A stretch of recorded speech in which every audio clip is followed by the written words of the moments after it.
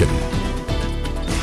And with the snow coming Friday morning, good reminder to give yourself some extra time. Obviously, the buses will be going a little bit slower. Kids will probably be out and about, so take your time Friday morning. We'll talk about that here in just a second. This evening, no problems. Traffic running smoothly as we're not talking any rain or snow. You got to go way up to the UP to see any of that. Even northern lower Michigan, though, just south of Mackinac City, seeing a little bit over by Sault Ste. Marie, seeing some snow showers. Marquette as well. We are going to get into that action as we head towards the late week. Temperatures in the 30s to 40s across the area.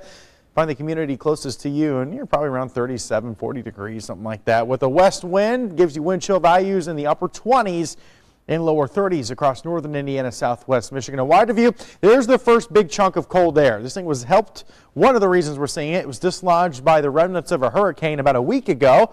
That went up to the North Pole. Bunch of cold air goes around in circles there. A little chunk of it came down, and as it went over Canada, there's a lot of snow already in Canada, so it didn't have much opportunity to moderate. That's why it's going to be really cold for the next few days. Let me show you Futurecast. So no problems tonight. This is tomorrow. Just a few extra clouds as we get towards tomorrow night and Friday morning. Here's 11 o'clock, still no precipitation. It does arrive overnight and into your Friday morning commute. 6 a.m., rain showers and snow starting to mix in. Probably not going to stick too much as this batch runs out of here. The lake will then get involved as we head towards Friday evening and right around sunrise Saturday before all of this shuts down for most of the day on Saturday. Here's 6 a.m., one more little wave over the lake, and then that quits as the wind quits by the midday hours. Here's how much snow we're talking about. 1 to 2 inches likely as we head towards the Friday morning and midday hours. Then that system gets out of here. Most of this starts to melt. We get another 2 to 4 once you get up towards the lake effect communities. We'll tweak this just a little bit tomorrow when the new data comes in. We get an overall picture. The only thing we may change, at least at this point, is I'm starting to get a little bit more data in.